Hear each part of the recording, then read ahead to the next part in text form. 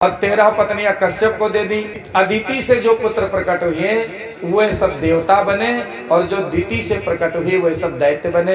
दैत्यों ने अपने बहन का विवाह त्वष्टा ऋषि से कर दिया। त्वष्टा ऋषि दैत्यों के बहनोई है महाराज। तो महाराज त्वष्टा ऋषि के जो पुत्र हुए, एक का नाम विश्वरूप, दूसरे का नाम सन्निवेश। एक दिन की बात है, देवगुरु बृहस्पति जी इंद्र के दरबार में पहुंचे। इंद्र को बड़ा घमंड था राजा होने का, तो गुरु का सम्मान नहीं किया। जीवन में चाहे जितने बड़े बन जाओ, लेकिन गुरु के तो हमको नीचे ही रहना पड़ेगा महाराज। पर गुरु का आदर नहीं किया। बृहस्पति जी नाराज हो गए, वहां से लौट पड़े। कहा जाओ बेटा, अब तुम्हारी पुरोहिती मैं छोड़ रहा हूं। दैत्यों को पता चल गया कि गुरु शिष्य में मनमुटाव, आपस में फूट तो पड़ गई, लूट। दैत्यों ने आक्रमण कर दिया, मारपीट के किनारे कर दिया इनको, सब राज्य छीन लिया। दैत्य अधिकारी हो गए।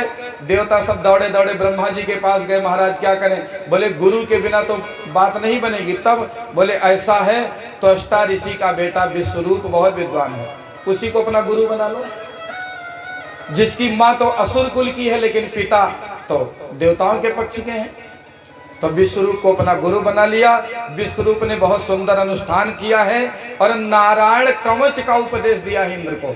यदि कोई नियम सहित नारायण कवच का पाठ करे तो महाराज वो कवच की तरह नारायण उसको सुरक्षित कर देते हैं। विषमताओं में, विपत्तियों में उसकी रक्षा होती रहती है महाराज।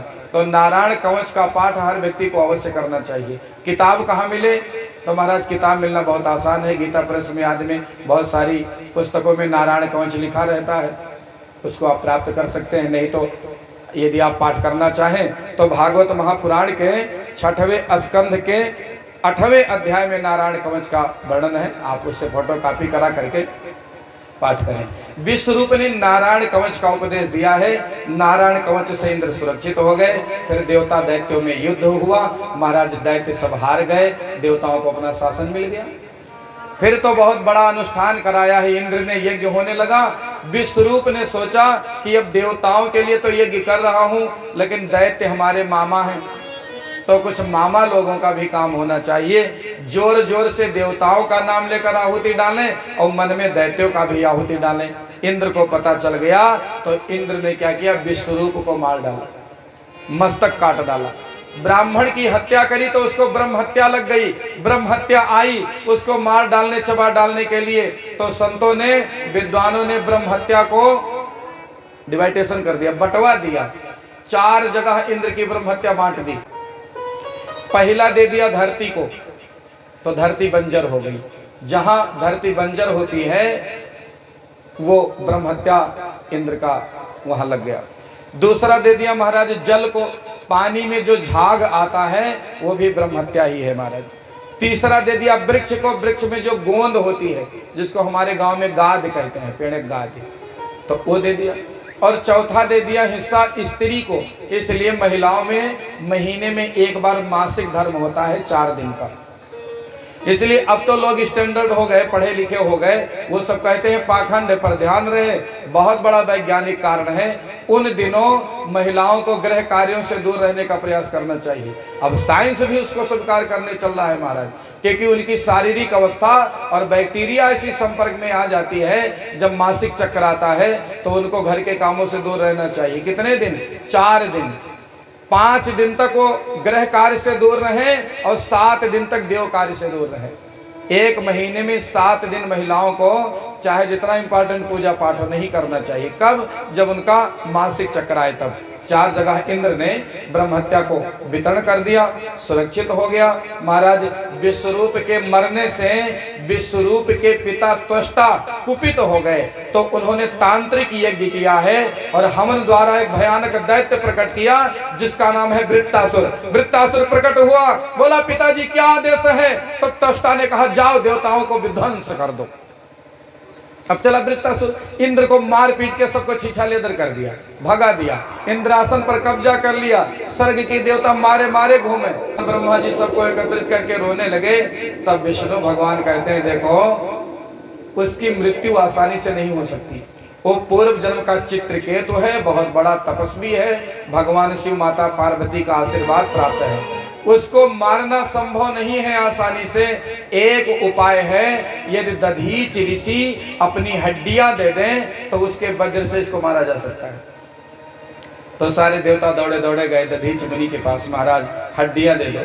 दधीच मुस्कुराए, धन्य हो, आदमी घी दूध क्यों खाता है, मेवा मिष्ठान क्यों खाता है, ये देह का मसाज क्यों करता है? इसलिए कि हम स्वस्थ रहें।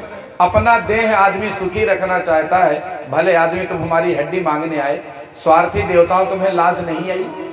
देवता तो स्तब्ध रह गए।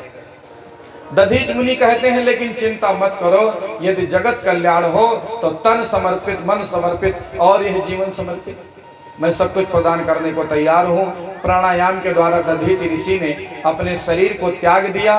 विश्वकर्मा ने आकर के दधीच ऋषि के हड्डी का वज्र बनाया, जिस वज्र को लेकर के इंद्र युद्ध में कूद गए। द्वंद्व हुआ देवता और दैत्यों में, आखिरकार वृत्तासुर मारा गया और देवताओं को उनका स्वर्ग पुनः वापस मिला। बोलिए भागवत भगवान की जय। ये शिव बालक परवा पढ़े लिखे लोगों का गांव है। बताओ, सेना को जो सबसे बड़ा पुरस्कार मिलता है उसका क्या नाम है? इतने सब लड़के तैयारी करने वाले हैं, क्या ये सब नहीं पढ़ते हो? ये सब आसानी चीजें जीके की। कोई बताओ, सेना का सबसे बड़ा पुरस्कार क्या है? परमवीर चक्र। कौन पुरस्कार? परमवीर चक्र। परमवीर चक्र जो सेना को दिया जाता है उसमें दधीच ऋषि के हड्डियों से बना हुआ वज्र का स्मृति चिन्ह ही रहता है। ध्यान दीजिए, सेना को जो परमवीर चक्र पुरस्कार मिलता है, दधीच ऋषि के हड्डियों का वज्र जो बना था वही।